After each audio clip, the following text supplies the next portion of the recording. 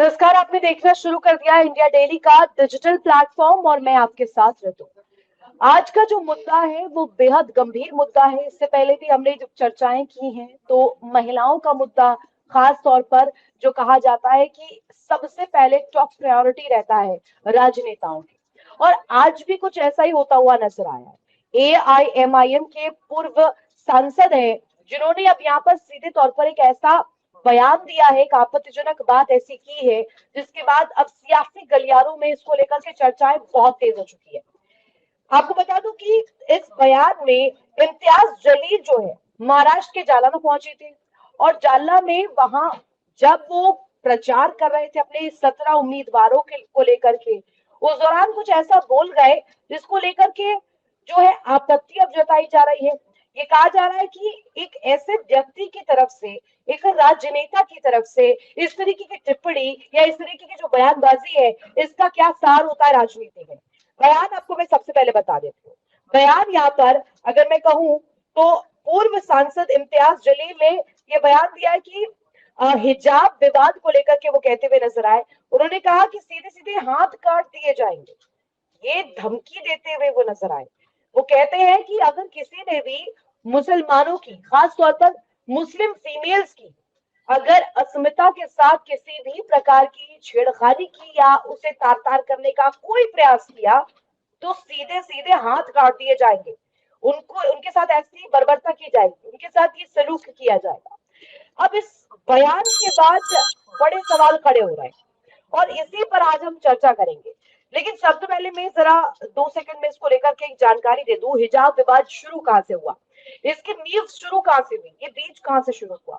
ये शुरू होता है बिहार में, पटना में, जब आयुष डॉक्टरों को लेकर के तस्वीर सामने आई, उनको नियुक्ति पत्र जो है मुख्यमंत्री नीतीश कुमार सौंपते हुए नजर आए। वहां पहुंचती है नुसरत, जिन्हें नियुक्ति पत्र सौंपा जाना था, नियुक्ति पत्र दिया जाना था। उस दौरान नीतीश कुमार जो है उनका हिजाब हटा देते हैं। हिजाब हटाने के पीछे उन्होंने जो वजह बताई है, उन्होंने कहा कि वो चाहते थे कि उनकी तस्वीर जो है पब्लिक प्लेटफॉर्म पर पूरी तरीके से क्लियर हो कि वो कौन है, उनकी आइडेंटिटी क्या है, नुसरत कौन है, जैसे ये नियुक्ति पत्र सौंपा जा रहा है। हालांकि इसके बाद बहुत तेजी से ये मुद्दा जो है गरमाया, जम्मू कश्मीर, बंगाल तक इसकी आवाज गूंजी और अब तो महाराष्ट्र तक पहुंच के आएगी। तो इसको लेकर के करेंगे हम चर्चा। संदीप मिश्रा मेरे साथ इस वक्त पॉलिटिकल एनालिस्ट कनेक्ट है। संदीप जी, सबसे पहले अगर इस मुद्दे को देखें, इस सियासी पिच पर, अगर हम इस वक्त इस पूरे मामले को, इस प्रकरण को अगर देखें, अगर एक महिला की अस्मिता को लेकर के, छोड़िए क्या मुसलमान क्या हिंदू, अगर फीमेल को लेकर के बात होती है, उसकी अस्मिता को तार तार किया गया हो, नहीं किया गया हो, नुसरत ने तो आकर के अभी तक कोई बयान नहीं दिया। लेकिन अब ये जो शख्स है इम्तियाज जलील, ये प्रचार प्रसार के लिए पहुंचते हैं अपने 17 उम्मीदवारों की, लेकिन वहां ये जो टिप्पणी दे जाते हैं, ये जो कह जाते हैं, ये जो धमकी के तौर पर अब लिया जा रहा है, ये भी तो ठीक नहीं है ना। अगर वो कह रहे हैं कि नीतीश कुमार ने गलत किया तो वो कहां से सही है। अब वो भी तो वही काम कर रहे हैं। कानून को हाथ में लेने का किसी को भी अधिकार नहीं है। नहीं, देखिए, नीतीश कुमार जी ने जो किया वो गलत कैसे हो सकता है। ये तो मैं बहुत बड़ा सिक्योरिटी लैप्स मानता हूं कि अगर कोई जी व्यक्ति मुख्यमंत्री के पास या प्रधानमंत्री के पास या राष्ट्रपति के पास जाता है तो उसकी आइडेंटिटी तो क्लियर होनी चाहिए ना, कि जो व्यक्ति आ रहा है वही आ रहा है। भाई, इस तरह की सिक्योरिटी लैप्स है, और मुझे मानना है ऐसा कि गृह मंत्रालय बिहार सरकार को, या अगर उनकी सिक्योरिटी में कोई केंद्रीय एजेंसी है तो हमारे केंद्रीय गृह मंत्रालय को इसमें दखल देते हुए उन सुरक्षा अधिकारियों से पूछना चाहिए कि भाई किन परिस्थिति में आपने इस तरह का सिक्योरिटी लैप्स किया और माननीय मुख्यमंत्री जी के नजदीक ऐसे व्यक्ति को जाने दिया जिसका चेहरा स्पष्ट रूप से दिखाई नहीं दे रहा है। तो लेकिन इसको रिलीजियस रूप अगर दिया जा रहा है तो रितु जी, राइट। आपने अपनी बात में कही कि इसको छोड़िए हिंदू मुस्लिम मुस्लिम, सही हाँ बात है, हम छोड़ के ही चलते हैं। लेकिन जब आप बात करते हैं तो सिर्फ और सिर्फ मुस्लिम लड़कियों की बात क्यों कर रहे हैं आपको। जब मैं सीधे पहुंच जाता हूं 1947 में, जब देश का बंटवारा धार्मिक आधार पर हुआ तो आप एक सेकुलर भारत के साथ थे, और सेकुलर भारत में आपको सभी की बहन को, सभी की बेटी को अपनी बहन अपनी बेटी की निगाह से देखना था। आपको सिर्फ अपनी बहन और अपनी बेटी तक सीमित क्यों रहना है। और मैं कहूं कि इस तरह की बात अगर सिर्फ अपने तक सीमित आप रखेंगे तो ये तो एक गलत परंपरा है। पूरे देश के लिए, सेकुलर राष्ट्र के लिए सभी को आप कहिए कि आपकी बहन है, लेकिन आप सभी के लिए बहन को तो कहेंगे नहीं। तो इस तरह की जब आप शरीयत वाली सवाल संदीप जी सवाल इसको लेकर ये खड़ा हो जाता है, तो अब ये सेक्युलरिज्म वाला ये जो झंडा बरदार बनते हैं, ये कहते हैं कि धर्मनिरपेक्षता जो रग रग में है भारत की, संविधान इसका अधिकार देता है। अब कहाँ चली जाती है सेक्युलरिज्म वाली वो तिगड़ी जो ये लगाते हैं हर दफा, सेक्युलरिज्म वाला थॉट अब कहाँ चले जाता है। अब एक महिला के साथ अगर इस बात की चीज सामने आती है, उसके साथ अगर हिजाब को लेकर की तस्वीर सामने आती है, वो महिला पहले है, बाद में मुसलमान और बाद में हिंदू है, ये तो ध्यान में रखना ही होगा ना। अब अगर इम्तियाज जलील कहेंगे कि अगर इस तरीके से किया जाएगा तो हाथ काट देंगे, ये कहाँ से जायज हुआ। देखिए, महिला की तरफ अगर गलत निगाह से कोई देखता भी है, मैं तो छूने वाली बात तो बहुत आगे चली जाएगी। चाहे हिंदू हूं, मुस्लिम हूं, सिख ईसाई हूं, सभी का यह कर्तव्य बनता है कि अगर नारी समाज के प्रति किसी तरह की कोई गलत बात हो रही है तो उस पर खुल करके आगे बोलना चाहिए। लेकिन अगर आप इस तरह की बात सिर्फ अपने मजहब तक सीमित रखेंगे तो निश्चित ही आप एक स्वस्थ परंपरा की बात नहीं कर रहे हैं। और इस तरह से हिंसा की बात करना, मुझे नहीं लगता है कि कहीं से भी संविधान और सेकुलरिज्म की आपको बेसिक जानकारी भी है। भले आप कभी सांसद रहे हों, इस तरह से अगर आप कहते हैं कि कानून और एजेंसी को धता बता करके आप अपने हाथ में कानून लेने की बात करते हैं, तो आप तो एक तरह से कहिए शरीयत कानून के हिसाब से चल रहे हैं या इस्लामिक स्टेट में चल रहे हैं। और अगर आप इसी चीज की बात कर रहे हैं तो कितने इस्लामिक स्टेट हैं जहां महिलाओं की स्थिति जो है बेहतर है, भारत से बेहतर है, इस पर भी चर्चा हो जानी चाहिए। क्यों? क्योंकि आप देख लें पास पड़ोस या ऐसे मुस्लिम राष्ट्र जो अपने आप को बहुत बड़ा विकसित मानते हैं, वहां भी महिलाओं को कुछ साल पहले तक गाड़ी चलाने तक की आजादी नहीं थी। मतलब बताइए, इतना बड़ा डिस्क्रिमिनेशन महिलाओं के साथ कि आप वाहन नहीं चला सकते। और जब बात हिजाब की होती है, हिजाब पर भी अगर मैं आ जाऊं, हिजाब कोई ऐसा थोड़ी है कि वो कोई पारंपरिक तौर पर इनका लिबास होगा। हिजाब का इस्तेमाल शुरुआत में अरब कंट्रीज में कैसे शुरू हुआ था ये सब हम जानते हैं। वहां पर धूल उड़ती है, वहां पर लोगों की स्किन पर इसका असर पड़ता है, इस वजह से हिजाब की शुरुआत हुई थी, बुरखे की शुरुआत हुई थी, पूरे शरीर को कवर करना शुरू किया गया था। ये थोड़ी है, पर इसे थोपा ऐसे जाता है कि हिजाब को हटा दिया मतलब सीधे सीधे मुस्लिम महिला की अस्मिता को तार तार कर दिया। ये दोनों बातें एक साथ कैसे एक थाली में आ सकती है? देखिए, मुस्लिम महिलाओं को इसके लिए आगे आकर के बोलना पड़ेगा। सीधी सी बात कहूं, अगर आप देखें तो ऐसी चित्र सोशल मीडिया में आते हैं कि अफगानिस्तान 30-40 साल पहले जो है, एक तरह से कहें महिलाओं को पूरी आजादी हुआ करती थी, वो भी कॉलेज कैंपस में जाया करती थी, खुले में बैठना उठना पढ़ना लिखना सारी चीजें आजादी थी। लेकिन अगर इस तरह से आप अपनी आइडेंटिटी को छुपा दे रहे हैं, मैं मुस्लिम महिलाओं को साफ कहना चाहता हूं, अगर आपको हिजाब में रखने की परंपरा चल रही है जिसमें कि आप उसके साथ हैं, तो आप क्या अपनी पहचान को सुरक्षित रख पा रहे हैं? यह सवाल आपको अपने आप से पूछना चाहिए, खुद से पूछना चाहिए। मैं मानता हूं आपकी सुरक्षा के लिए अगर ऐसी कोई जरूरत है तो आप हिजाब का आवरण करें, धार्मिक आवश्यकता है तो उसका आवरण करें, लेकिन क्या आपकी पहचान इससे छुप रही है? क्या आपकी पहचान पर कहीं प्रश्न चिन्ह उठ रहा है? तो आपको निश्चित ही इसके विरुद्ध आवाज भी उठानी चाहिए। बिल्कुल। और एक जो इसमें बयान सामने आया, मैं शब्दशः पढ़ के आपको सुनाती हूँ। संजय निषाद, मंत्री उत्तर प्रदेश के, वो कहते हैं कि फोटो खींच रही थी, नीतीश जी चाहते थे कि ठीक फोटो आ जाए, चेहरा थोड़ा अच्छा आ जाए, अच्छे लोग अच्छी चीज देखते हैं, खराब लोग खराब चीज देखते हैं, चेहरा आएगा तभी तो माना जाएगा, न कि नियुक्ति पत्र किसने प्राप्त किया। वो क्या गलत कह रहे हैं? गलत तो इसमें कुछ भी नहीं नजर आता। अगर नियुक्ति पत्र रितु सिंह के नाम पर होता है तो रितु सिंह का चेहरा दिख जाने में क्या दिक्कत है? अब ऐसे में इस मामले को कनेक्ट कर देना, मुसलमानों की इज्जत को यहाँ पर जोड़ देना, उनके सम्मान को जोड़ देना, महिला अस्मिता से जोड़ देना, ये तो मुझे ऐसा लगता है कि जानबूझकर पॉलिटिसाइज किया जा रहा है, इस मैटर को घसीटा जा रहा है, सियासी रूप दिया जा रहा है, अपनी सियासी पिच तैयार की जा रही है महाराष्ट्र में भी। अब देखिए, सियासी पिच तो है ही। रितु जी, मैं एक बड़ा कॉमन सेंस का सवाल पूछ रहा हूं, अगर किसी कॉलेज के 5 बच्चे हैं जो कैंपस में ग्रुप फोटो करवाना चाहते हैं और 5 हिजाब में हैं, तो क्या उस फोटो की कोई यूज रहेगी? क्या उस फोटो से कहीं उस फोटो को दिखा करके कोई सामाजिक अपने परिचय को, अपनी पहचान को जनता के सामने रख पाएंगे, अपने मित्रों के सामने रख पाएंगे? क्यों? क्योंकि वह फोटो तो वही समझेंगे, वही जानेंगे। तो सीधी सी बात है, व्यक्ति की पहचान उसके चेहरे से होती है, नीतीश कुमार की उम्र भी तो देखनी चाहिए। सर नीतीश कुमार कोई ऐसे बच्चे थोड़ी है, सड़क पर बात चलते कोई व्यक्ति थोड़ी है कि कोई इज्जत को तार तार करके चले जाएगा और यूं ही इसको लेकर मुद्दा बना दिया जाएगा। शेख कनेक्ट होगा मेरे साथ, उनसे मैं एक रिएक्शन चाहती हूँ। सर स्वागत आपका। पहला सवाल आपसे ये कि अभी संदीप सर जैसे बता रहे थे, वो कह रहे थे कि ये जो मुद्दा है जबरदस्ती जबरदस्ती पिन पॉइंट टारगेट करके इसे बनाया जा रहा है, सियासी रूप दिया जा रहा है। इतना तो कोई बड़ा ऐसा तो कुछ कर नहीं दिया नीतीश कुमार ने। हिजाब हटाया है, उन्होंने कहा है कि मैंने एक बेटी की नजर से देखा, हिजाब हटाया, मैं चाहता था कि उसकी तस्वीर आ जाए। अब इम्तियाज जलील कह रहे हैं कि अगर ऐसी कोई कोशिश दोबारा करता है या ऐसी कोई कोशिश करता है तो हाथ काट देंगे। कैसे जायज है सर ये?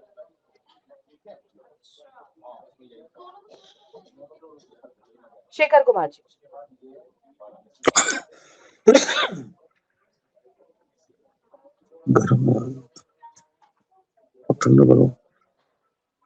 शेखर कुमार जी, आपको आवाज मिल रही है मेरी?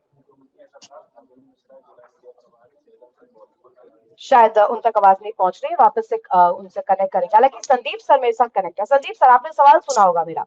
सवाल ये था कि उन्होंने एक बेटी की दृष्टि से देख करके उनका हिजाब हटाया। नुसरत तो आज तक सामने नहीं आई है, नुसरत ने इसको लेकर के बात भी नहीं कही है।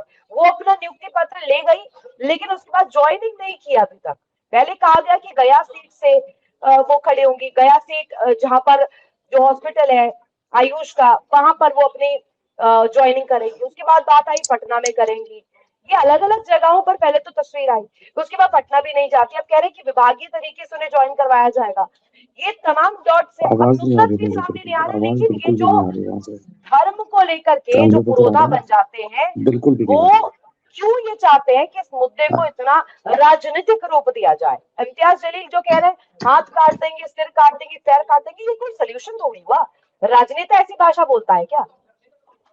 देखिए, राजनेता का मुख्य मकसद होता है हर समय राजनीति करना, 24/7 पॉलिटिकल मूड में होता है, और उसका किसी तरह से एक साफ टारगेट होता है कि धार्मिक आधार पर पोलराइजेशन बहुत तेजी से तो एक लड़ाई जो चल रही है, खास करके जब से कि उत्तर प्रदेश में खास करके कहें पतन हुआ अखिलेश सरकार का, यही कहें कि बसपा सरकार का कमजोरी हुआ, क्योंकि ये दोनों पार्टियां कभी न कभी मुस्लिमों को रिप्रेजेंट करती थी।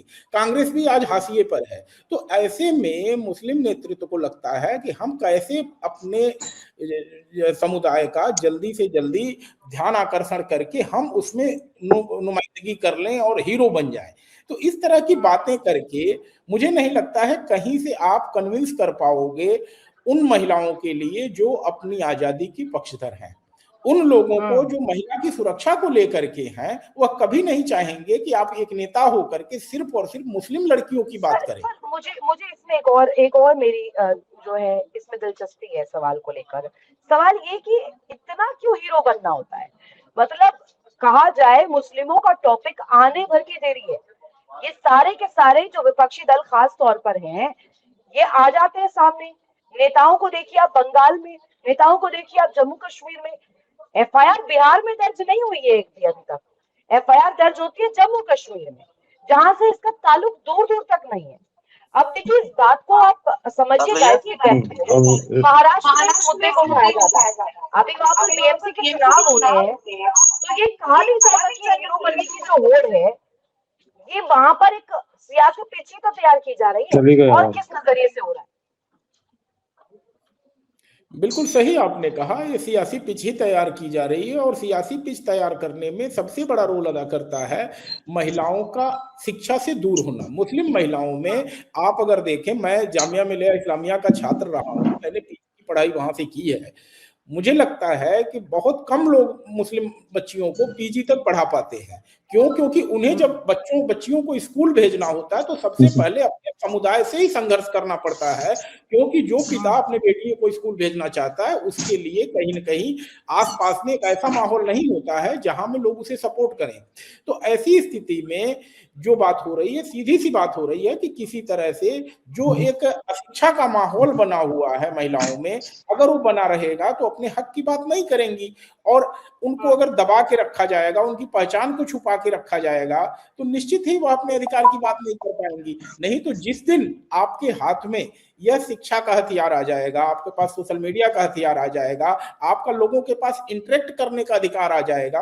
आखिर आप देखिए ना, कुछ महिलाएं हैं सोशल मीडिया में आकर के अपनी बात रखती हो, मुस्लिम हैं, छात्राएं हैं, अधिवक्ता हैं। नुसरत नहीं आई है ना, सबसे पॉइंट वाली बात यह है कि नुसरत नहीं आई है अभी। नुसरत ने माहौल थोड़ी नहीं कहा है मिल कि रहा मेरे है। साथ गलत हुआ है। नुसरत तो आ ही नहीं रही है, वो पहले बंगाल चलेगी अपने घर, वहां से वापस आई, ज्वाइनिंग भी नहीं ली है, और अभी वो पता नहीं कहाँ है, किसी को कुछ खबर नहीं है, कोई इन्फॉर्मेशन नहीं। एक और सवाल इसी से कनेक्ट करती हूँ अब जरा मैं। एआईएमआईएम पर बड़े आरोप लगते हैं, बिहार में चुनाव होता है तो, बंगाल में चुनाव होता है तो भी कंटेस्ट करता है एआईएमआईएम, वहां पर एक आ जाता है बी टीम है भैया बीजेपी की, बी टीम बीजेपी के, लेकिन वो तो कटघरे में बीजेपी को भी ले रहे हैं। वो कह रहे पक्ष और विपक्ष दोनों ही इसमें मिले हुए हैं। पक्ष और विपक्ष, उनका मैं पूरा अगर बयान कोट करूं, वो कह रहे पक्ष और विपक्ष में शामिल कई जो दल है खुद को धर्मनिरपेक्ष कहते हैं, ये पार्टियां गुंडों और आपराधिक तत्वों का समर्थन करती है, लेकिन मुसलमानों के हक के लिए कभी खड़ी नहीं होती है। ये कहां से आ गया भैया, ये शगुफा कहां से निकल के आया? देखिए, बी टीम वाला आर्गुमेंट तो अब चलता नहीं है, सीधी सी बात है। क्योंकि बातें हर कोई एक दूसरे को विपक्ष में कहता है कि आप अगले की बी टीम हो, लेकिन बात यहाँ पर जो आपने कहा कि एएमआईएम वाले और बाकी सारी चीजें जो है, तो यहाँ पर सीधी सी बात है, हर कोई अपने लिए जमीन की तलाश करना चाह रहा है, और उसी के क्रम में जो है यह बात और इस तरह के बयान दिए जा रहे हैं। नहीं तो इस तरह के बयान से लोगों को परहेज करना चाहिए। और बेटियों के अधिकार के लिए जहां तक बात आ रही है, मैं फिर कह रहा हूं कि जलील साहब को अगर बात करनी है तो सभी की बेटियों की करें, सभी की बहन की बात करें, और खुलेआम मंच से कहें ना कि सभी की बहन को मैं अपनी बहन समझता हूं, सभी की बेटी को मैं अपनी बेटी समझता हूं, और सबकी रक्षा की जिम्मेदारी लेता हूं। और किसी की भी बहन अगर के खिलाफ अगर कोई बुरी निगाह देखेगा, तो चाहे जिस भी धर्म को मानने वाला होगा, जिस भी पंथ को मानने वाला होगा, उसके खिलाफ मैं खड़ा होऊंगा और उसके भी हाथ काट लिए जाएंगे जो उस तरह का बयान उन्होंने दिया है। तो इस तरह की बात करना जो है सिर्फ एक धर्म विशेष के लिए करना, निश्चित ही पोलराइजेशन के अलावा कुछ नहीं है, राजनीतिक जमीन तलाश करने के अलावा कुछ नहीं है। इसमें मुस्लिम समुदाय का कोई फायदा नहीं है, सिर्फ मुस्लिम समुदाय को। एक और मैं जिक्र करना चाहूंगी। मैं ये देखती हूँ, कर्नाटक का जब मुद्दा सामने आता है, आपको याद होगा वो समय जब इसको लेकर काफी चर्चाओं का जो बाजार है वो तेज था। वो इसको लेकर था कि जब एग्जाम्स देने महिलाएं जा रही थी, कर्नाटक में कॉलेज का नाम मैं भूल रही हूँ, वो कॉलेज जिसमें कहा गया कि हिजाब हटाने के लिए जब बोला गया तो प्रोटेस्ट शुरू कर दिए गए उन फीमेल्स के द्वारा कि हम हिजाब नहीं हटाएंगे। अब भैया यूनिफॉर्म भी तो कुछ नाम की चीज होती है कि नहीं होती है? यूनिफॉर्म कोई सोशल डेकोरम, पब्लिक अपीयरेंस को लेकर के ये भी तो होता है ना। हम भी स्कूलों में पढ़े हैं, हम भी कॉलेजेस गए हैं, हम भी अब एक संस्था से जुड़े हैं, हमें फॉलो करनी पड़ती है वहां की स्थिति को, वहां के डेकोरम को। अब इसमें ये धर्म का चश्मा लेकर के देखने लग जाते हैं कि पेपर देने के लिए जा रहे हैं तो हिजाब पहन कर जाएंगे, हमारा धर्म ये कहता है। हिजाब कोई मैंडेटरी चीज थोड़ी है फिर। देखिए, अब हिजाब की डिबेट की तरफ हम अगर इसको ले जाएंगे तो शायद जलील साहब का मुद्दा थोड़ा हल्का पड़ जाएगा। तो मैं तो कहूंगा कि हिजाब आप अपनी सुरक्षा के लिए अगर पहनना चाहते हैं तो पहनिए, आपका धर्म अगर कहता है तो आप पहनिए, कोई दिक्कत नहीं है। लेकिन आपको जब सार्वजनिक जगह पर जाना है, जहां पर के प्रधानमंत्री से जुड़ा मामला हो, मुख्यमंत्री से जुड़ा मामला हो, जिलाधिकारी से जुड़ा मामला हो, या किसी पब्लिक ऑफिसर के पास आपको जाना हो, मतदान करने जाना हो, तो ऐसी जगहों पर यह आजादी देश। और इसी पर नकेल कसने की कोशिश भी करे। इलेक्शन कमीशन ने भी इसको बहुत क्लियरली रखा है कि अब वोट भी करने जाइएगा तो आपको अपनी आइडेंटिटी, अपनी पहचान आपको बतानी पड़ेगी। एक लास्ट रिएक्शन इम्तियाज जलील पर मैं चाहती हूँ, अब उन पर किस तरीके की कार्रवाई होनी चाहिए जो नजीर बने, जो एक तस्वीर पेश करे कि आप अगर एक गरिमामयी पद पर जाना चाहते हैं, आप खुद को एक राजनेता के रूप में देखते हैं, आप एक राजनेता हैं, तो आपकी जो शब्दकोश में जो शब्द होने चाहिए या आपके जो बयानों की जो इंटेंसिटी, जो डेप्थ होनी चाहिए, वो कुछ इस कदर होनी चाहिए जो दूसरे तबके को कम से कम आहत ना करे। देखिए, सांसद से बेहतर मैं थोड़ा आपको विधायक शब्द से इस चीज को क्लियर करूं दर्शकों को। विधायक क्यों किसी को कहा जाता है? क्योंकि वो विधायन बनाता है। विधायन मतलब कानून बनाता है, तो सांसद भी कानून बनाता है। जब कानून के बनाने वाले इस तरह मारने काटने की बात करेंगे और सिर्फ एक समुदाय की बात करेंगे, तो निश्चित ही आपके मंशा पर लोग सवाल उठाएंगे। और इस तरह की बातें करने से आप अपने आप को एक्सपोज कर रहे हैं और बाकी और लोगों को बोलने का मौका दे रहे हैं। इस तरह की बातें करने से बेहतर था आप देश के सेकुलर ढांचे को दिमाग में रखते हुए, देश में के रखते हुए सेक्युलर बात करते। ढांचे को आप बूस्ट अप देते, उसको थोड़ा सुधारते। बीएमसी में कई मुद्दे हैं, साफ सफाई का मुद्दा है, वहां पर मुद्दा सड़कों का है, वहां पर मुद्दा लोगों की जरूरतों का है, उस पर ध्यान केंद्रित करते, ना कि इस तरीके की मारने काटने वाली भाषा आप बोलते, जिससे आपने खुद ही अपने लिए खाई खोल दी है। बहुत शुक्रिया संदीप जी जुड़ने के लिए और अपना कीमती इस वक्त देने के लिए, इस चर्चा में शामिल होने के लिए। फिलहाल इस बहुत डिस्कशन में बस इतना ही। धन्यवाद।